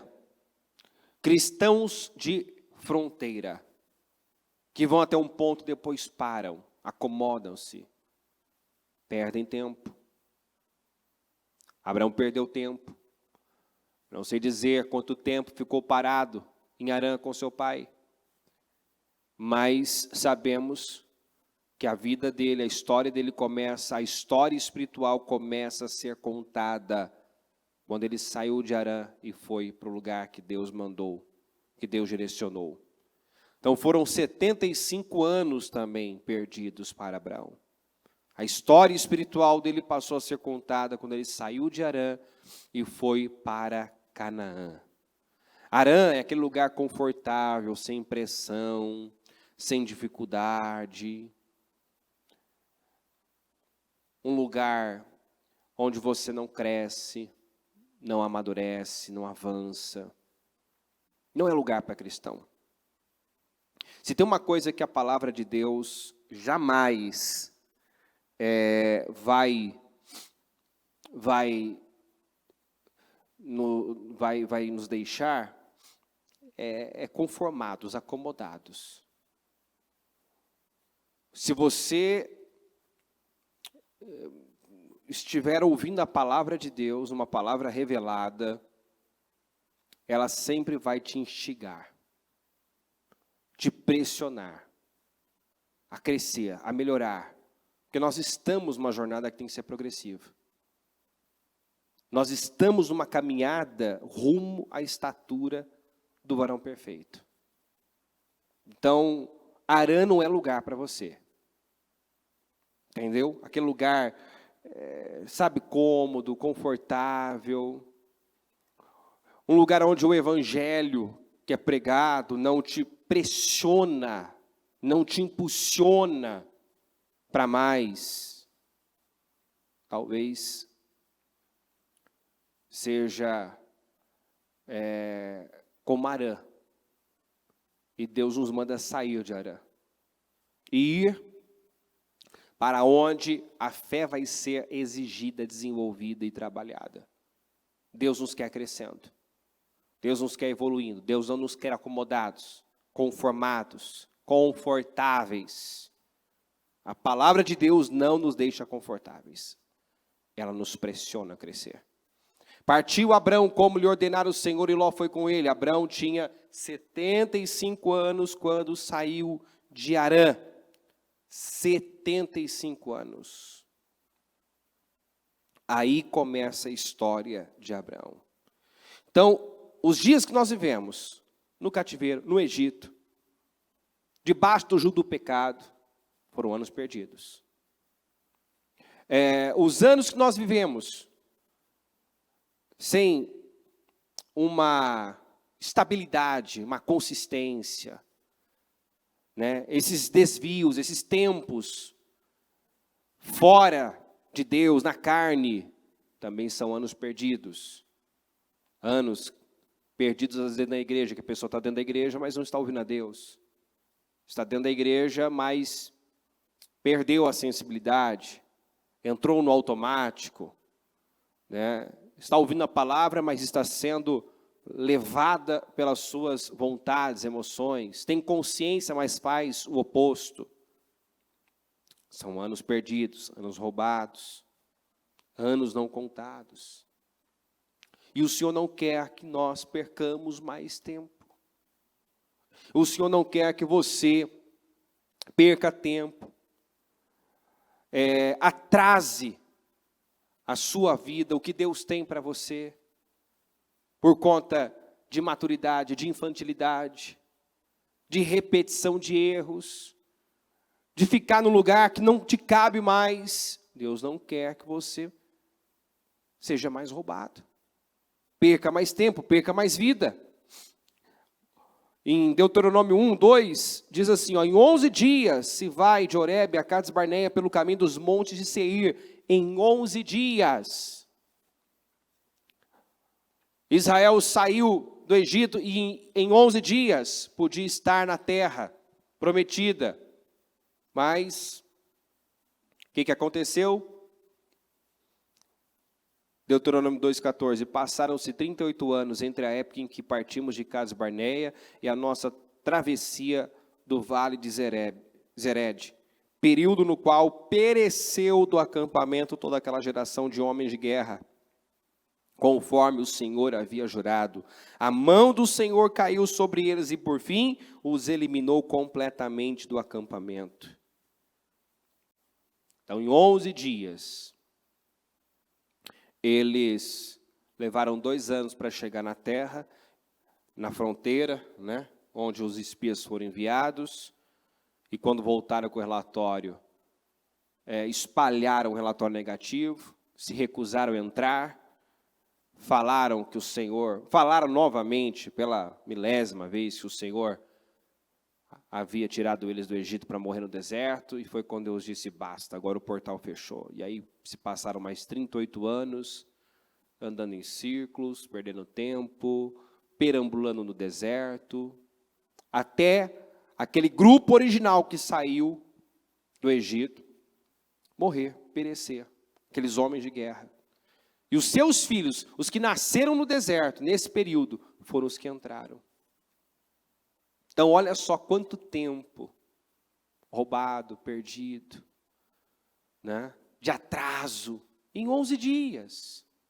Já podiam estar lá, desfrutando da terra, possuindo a terra, mas as murmurações, as queixas, a rebelião, a incredulidade, o negativismo, né? A impaciência, a imoralidade,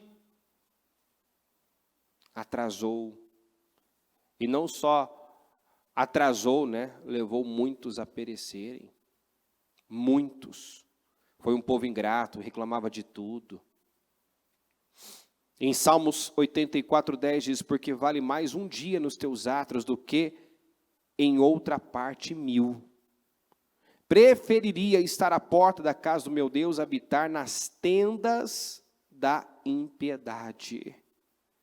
Você pode viver um dia como se fossem 1000, um dia como um dia. Na obra de Deus também é assim. Você pode ter muitos anos de ministério e poucos contabilizados. Muitos anos de igreja e poucos realmente contabilizados. Porque as intenções não foram corretas, não estavam alinhadas com Deus. Nossa idade se inicia com o novo nascimento. com a salvação. Tem que nascer de novo. Tem que nascer do Espírito. Eu não posso só estar na igreja, eu tenho que me colocar debaixo da maior autoridade que há sobre nós, que é a sua palavra, a palavra de Deus. Ela tem que ser o meu guia, tem que me nortear. Senão eu vou continuar sendo roubado, tendo anos perdidos. E o Senhor não quer isso. Deus não quer que você perca mais tempo, vida, atrase a obra que Ele tem para fazer na sua vida. Levante-se hoje e alinhe-se com Deus. Submeta-se a Deus. Coloca Cristo no centro e invista em um relacionamento com Deus. Porque é isso que Ele quer adoradores, Ele quer você, Ele quer a mim. Ele não quer que você apenas esteja aqui. Ele quer que você queira estar aqui. Essa é uma das declarações mais lindas, que revela um coração apaixonado de um verdadeiro adorador. Eu gosto, inclusive, da tradução da Mensagem. Depois leia essa tradução, esse texto na tradução Mensagem. Davi fala, né, nessa tradução, que preferiria varrer o chão da casa do Senhor a ir para uma ilha paradisíaca. Quer dizer, eu troco o paraíso, eu troco tudo para estar com o Senhor, para estar onde o Senhor está. Você vê um coração que anseia por Deus. É diferente eu estar aqui e eu desejar estar aqui. Tem gente que vem para a igreja, mas a cabeça nunca está na igreja.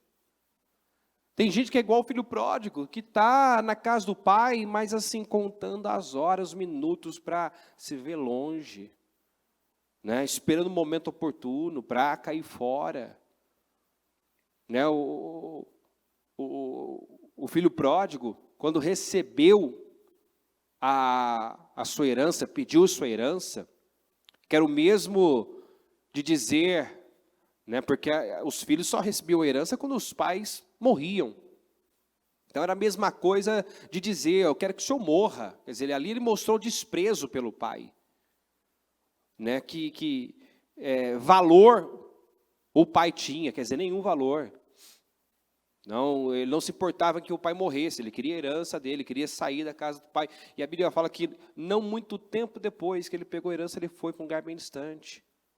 Ou seja, o coração dele já estava longe. Então, às vezes, uma pessoa pode estar aqui, eu uso esse exemplo para mostrar que essa pessoa, eu estou na igreja, pode não significar nada. Seu coração já pode não estar mais. Israel saiu do Egito e fisicamente nunca mais voltou para o Egito, mas em seu coração voltaram, diz a Bíblia. Então, fisicamente caminhavam para uma direção, mas o coração já tinha voltado para o Egito. Quer dizer, nunca saiu do Egito. Tanto que a cada dificuldade pensava em voltar para o Egito. Falava de voltar para o Egito. E o que importa para Deus é isso, o que está no coração. Então, aí eu estou na igreja, eu venho todos os dias na igreja, com que espírito, com que coração? Eu ouço a palavra de noite, com que espírito, com que coração? Talvez eu ouça a palavra e eu questiono, eu duvido, né? Estou igual os religiosos lá ouvindo a palavra e raciocinando no meu íntimo. Não, não é assim, não é bem assim, não concordo com isso, não concordo com aquilo. Queixando, duvidando. Então não adianta estar, tem que ser. Deus não quer que você esteja aqui, mas que você seja a igreja, seja dele. Amém, gente? Fique em pé, por gentileza. Pega o seu propósito, segura no teu coração.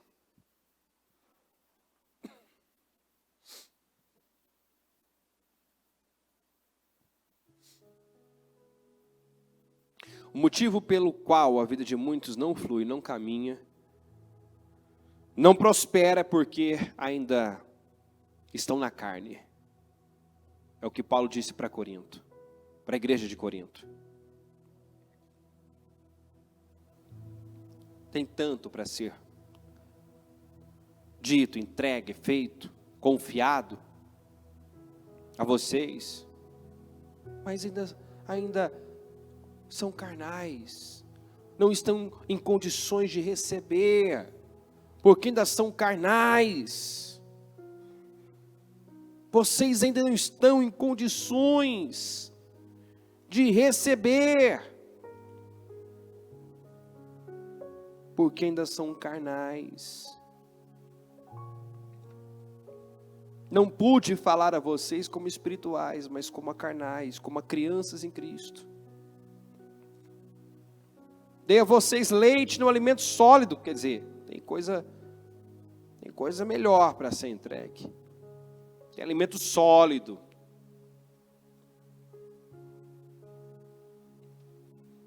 Mas visto que ainda são crianças na fé, infantis, imaturos,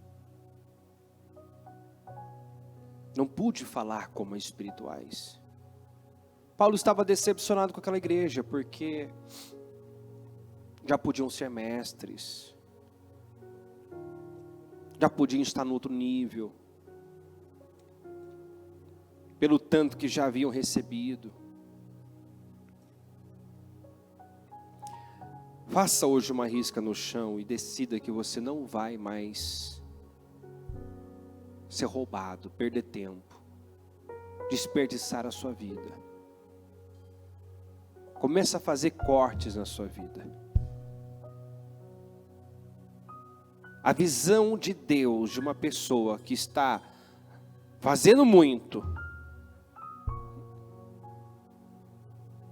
mas o que faz não é para a sua glória, não é com o propósito de honrá-lo.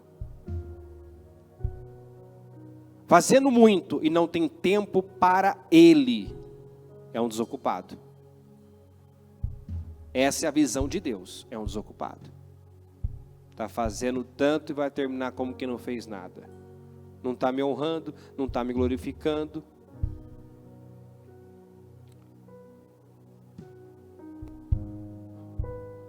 Está construindo para a sua própria glória. Está visando somente os seus interesses. Tudo que você faz deve ser feito para a glória dele. Tudo.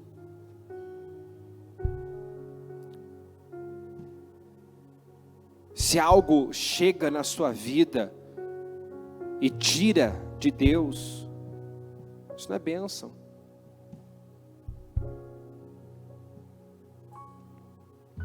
Se você quer muito, então tenha disposição para andar 1 milha a mais, ou 2 milhas a mais, ou 3 milhas a mais. Que é óbvio que quanto mais você tem, mais Deus confia, maior também vai ser a responsabilidade, a cobrança, mas isso não pode ser desculpa. Como na parábola do banquete,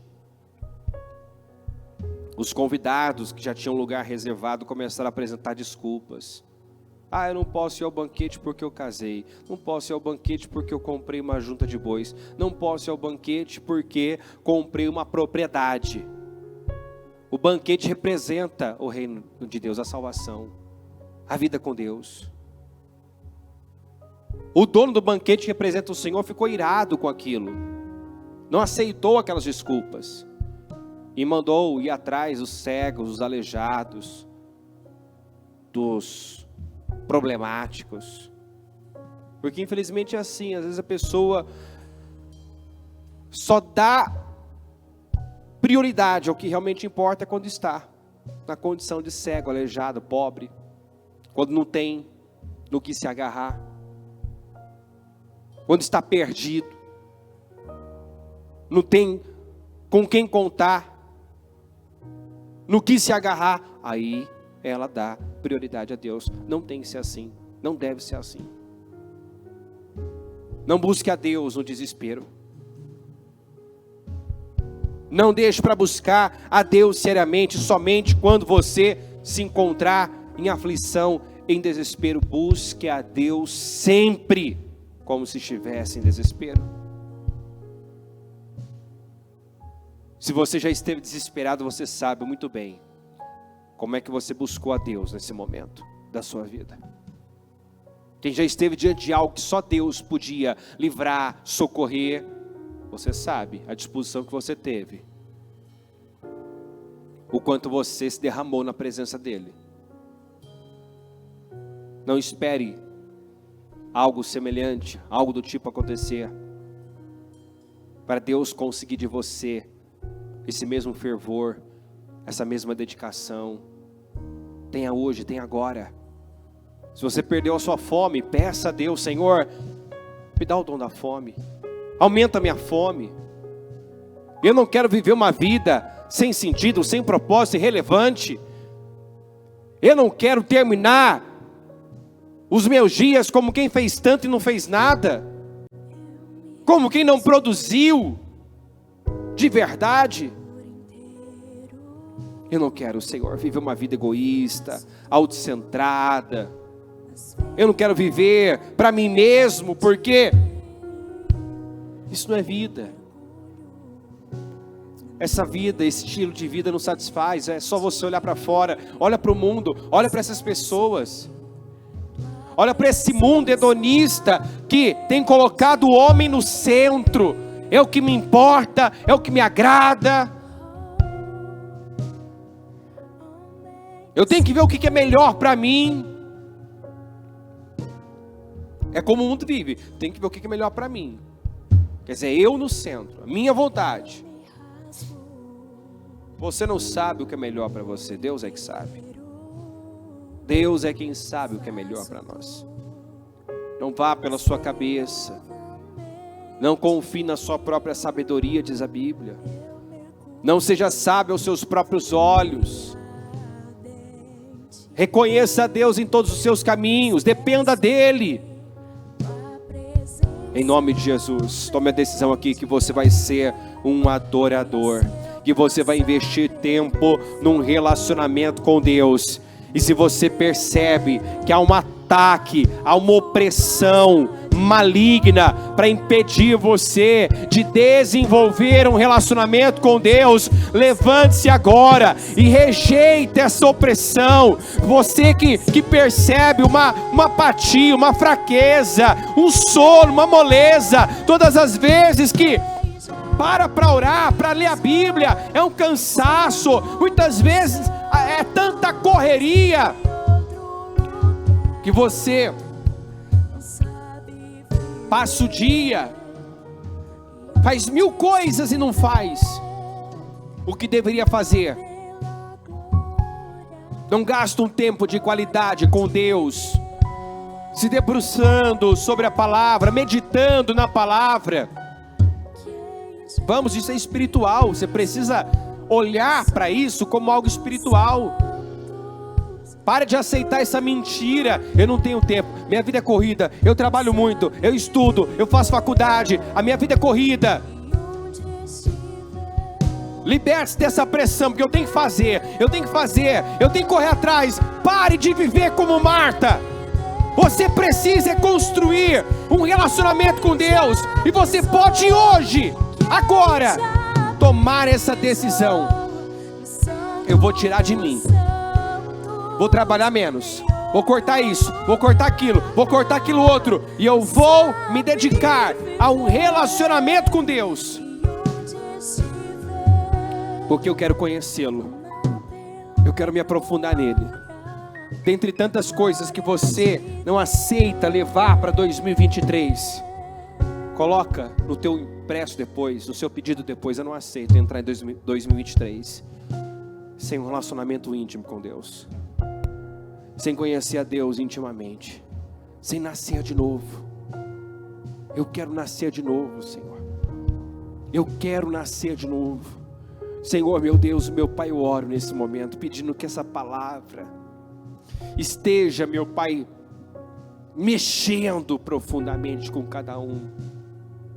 Meu Deus, incomodando ela a um ponto de realmente romper, dizer: chega, basta. Cansei de viver como Marta, cansei de perder tempo, de perder vida, já perdi muitos anos no pecado, no Egito, não aceito perder tempo, agora em Cristo, mas vivendo para mim mesmo, vivendo para coisas superficiais, fúteis, inúteis. Eu não aceito, meu Deus, terminar os meus dias aqui sem deixar um legado que possa inspirar as próximas gerações, sem construir uma vida que vai impactar as próximas gerações. E eu entendo, meu Deus, que somente tendo um relacionamento íntimo com o Senhor é que eu vou conseguir construir essa grande vida, uma vida que vai impactar, que vai inspirar. Senhor, ajuda-me. Peça ajuda ao Senhor. Peça a Ele agora que te deu o dom da fome. Diga: Senhor, me deu o dom da fome. Eu quero ser um faminto pelo Senhor. Eu quero ter fome, sede de Ti, fome, sede da Tua palavra. Senhor, me ajuda. Peça ajuda a Deus para romper nessa noite. Eu não aceito mais continuar nesse estilo de vida, nessa rotina, meu Deus, desequilibrada. Eu não aceito mais, meu Deus, viver nessa correria da Marta. Não, Senhor, a partir de hoje eu vou começar todos os meus dias dando prioridade a Ti. Eu vou começar o meu dia tendo aquele ritual que eu já ouvi, escorregando da cama, dobrando os meus joelhos, falando com o Senhor, agradecendo, adorando. Vou ter um momento de meditação na palavra, vou ler um provérbio, vou ouvir um programa, vou investir na minha vida espiritual, vou me inspirar em pessoas que foram muito acima da média, como Daniel, 10 vezes mais sábio, e vou ter meus momentos em que eu vou parar tudo para falar com o Senhor. Você foi incentivado por Deus, pela palavra, no início do ano, assumir esse compromisso. Tenha seus períodos de oração, pare tudo e adore o Senhor. Pare tudo que está fazendo, e vá lá, 10, 15 minutos, dobre os seus joelhos, fale com Deus, esteja com Deus. Talvez você não fez isso como deveria fazer, talvez não fez, mas você pode agora, antes desse ano terminar, você pode agora rever os compromissos, as promessas que você fez para Deus e começar a cumpri-las, em nome de Jesus. Faça isso agora. Dê condições a Deus para abençoar você, proporcionar um final de ano incrível, com grandes realizações, e saiba que isso é Deus já nos colocando no caminho certo, no lugar certo, para que possamos viver em 2023 um ano muito superior. Senhor, eu te agradeço por essa mensagem, e eu acredito, meu Deus, que ela vem como uma grande oportunidade de nos alinharmos com o Senhor, de revermos a nossa vida, meu Deus, de ajustarmos a nossa vida, de cortarmos da nossa vida aquilo, meu Deus, que só tem nos feito perder tempo, seja hábitos ruins, seja, meu Deus, uma vida de pecado, de iniquidade. Ela pode hoje, crendo no Senhor, receber essa graça, essa libertação, essa graça para dizer não ao pecado, não às tentações, não às suas vontades. Jesus, ajuda cada um a sair daqui hoje com decisões importantes tomadas, para que possa ter um final de ano incrível, como o Senhor tem prometido, para que possa, meu Deus, daqui a pouco entrar no novo ano, para cavalgar nos altos da terra e viver o que nunca viveu, em nome de Jesus. eu abençoo o teu povo e peço, meu Pai, que o Senhor nos ensine a contar os nossos dias. Nos ajude a alcançar sabedoria, um coração sábio. E sabedoria começa, o princípio da sabedoria começa com o temor. Nos ajuda, meu Deus, temê-lo, amá-lo, honrá-lo, ter prazer no Senhor, ter prazer em estar com o Senhor, meu Pai. Que saia daqui verdadeiros adoradores, pessoas, meu Deus, que vão dar valor e importância ao que realmente importa, que é uma vida com o Senhor. Em nome de Jesus, eu apresento cada projeto, cada pedido. Eu oro, meu Deus, por essas situações mudadas. Eu sei que, meu Deus, a partir de um reajuste, a partir, meu Pai, de um alinhamento com o Senhor, colocando o Senhor no centro, muitas coisas serão definidas. Se ela entender essa palavra, se ela entender, meu Pai, que o Senhor deve ser a prioridade dela, coisas que estão há muito tempo travadas, serão destravadas. Situações, meu Deus, há muito tempo aí sem definição, serão definidas. O Senhor vai acrescentar as demais coisas. O Senhor vai agir em áreas que ainda estão estéreis e doentes. Eu creio, meu Deus, tudo que nós temos que fazer é dar prioridade ao Senhor, é viver para a sua glória, viver com propósito. Chega, Senhor, de perder tempo, chega de perder oportunidade, chega, em nome de Jesus. Eu declaro que essa pessoa nunca mais perderá nenhuma oportunidade, que ela não perderá mais oportunidades, mas vai aproveitá-las ao máximo e caminhar, meu Deus, de uma glória para uma glória maior, porque essa é a caminhada que o Senhor nos chama para fazer. Essa é a caminhada, é o caminho que uma pessoa que anda com o Senhor trilha. Ela sempre está progredindo mais e mais. Obrigado por esse dia. Eu concordo com todas as orações, ligo na terra para que sejam ligadas nos céus, em nome de Jesus, amém e amém, graças a Deus.